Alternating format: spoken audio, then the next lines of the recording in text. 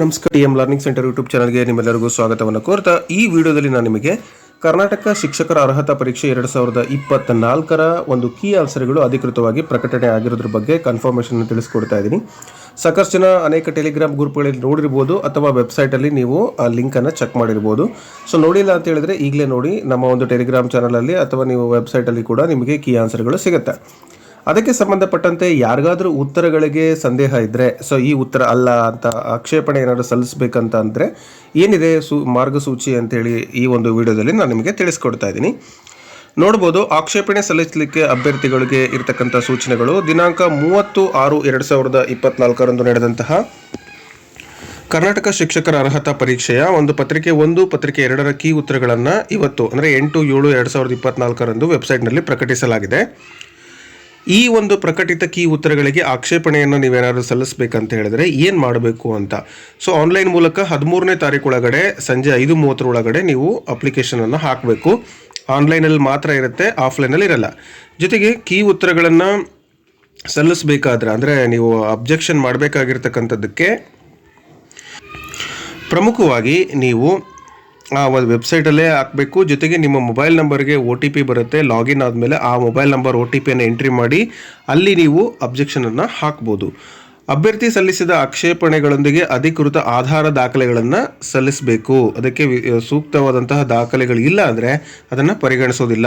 ಆ ದಾಖಲೆ 500 KB ಮೀರಬಾರ್ದು, 500 KB ಒಳಗಡೆ ಇರಬೇಕು. ಇನ್ನು ವಿಷಯಕ್ಕೆ ಸಂಬಂಧಪಟ್ಟಂತಹದ್ದು ಮಾತ್ರ ಇರಬೇಕು. ಅಸಂಬದ್ಧ ದಾಖಲೆಗಳು, ಚಿತ್ರಗಳನ್ನು ಅಪ್ಲೋಡ್ ಮಾಡಿದಲ್ಲಿ ಅಂತಹ ಅಭ್ಯರ್ಥಿಗಳ ವಿರುದ್ಧ ನಿಯಮಾನುಸಾರ ಕ್ರಮ ತೆಗೆದುಕೊಳ್ತಾರೆ ಅಂತ. ಅಂದರೆ ಯಾವುದೋ ಪಿಕ್ಚರನ್ನು ಹಾಕೋದು, ಸುಮ್ಮನೆ ಏನೋ ಒಂದು ಅಬ್ಜೆಕ್ಷನ್ ಹಾಕೋದು ಮಾಡೋಂಗಿಲ್ಲ. ಇರ್ರಿಲೆವೆಂಟ್ ಇತ್ತು ಅಂದರೆ ಅದಕ್ಕೆ ನಿಮಗೆ ಶಿಸ್ತು ಕ್ರಮ ತೆಗೆದುಕೊಳ್ತೀವಿ ಅಂತ ಹೇಳ್ತಾ ಇದ್ದಾರೆ.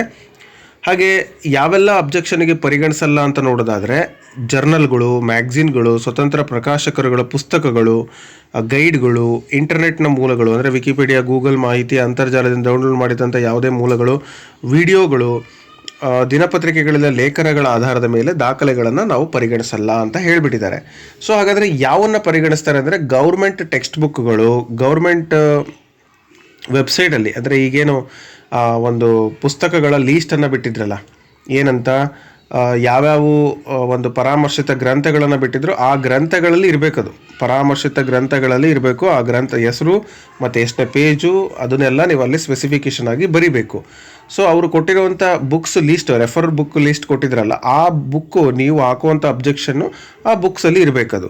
ಇನ್ನು ಯಾವುದಿದೋ ಗೌರ್ಮೆಂಟ್ ಟೆಕ್ಸ್ಟ್ ಬುಕ್ಗಳು ಇರಬೇಕು. ಅದು CBSE ಆಗಿರ್ಬೋದು, ಸ್ಟೇಟ್ ಗೌರ್ಮೆಂಟ್ ಆಗಿರ್ಬೋದು, ಯಾವುದೇ ಆಗಿರ್ಬೋದು. ಸೊ ಸೆಂಟ್ರಲ್ ಅಥವಾ ಸ್ಟೇಟ್ ಬೋರ್ಡಿನ ಒಂದು ಟೆಕ್ಸ್ಟ್ ಬುಕ್ ಆಗಿರಬೇಕು. ಸೊ ಅವುಗಳನ್ನು ನಾವು ಪರಿಗಣಿಸ್ತೀವಿ ಅಂತ ಹೇಳ್ತಾ ಇದ್ದಾರೆ. ಇಲ್ಲಿ ಬಹಳ ಮುಖ್ಯವಾಗಿ ನೀವು ಅಬ್ಸರ್ವ್ ಮಾಡಬೇಕಾಗಿರೋದ್ರಿ ಅಂದರೆ ಈ ಆಕ್ಷೇಪಣೆಗಳನ್ನು ನೀವು ಸಲ್ಲಿಸಿದ ನಂತರ ವಿಷಯ ತಜ್ಞರು ಅದನ್ನು ನೋಡ್ತಾರೆ.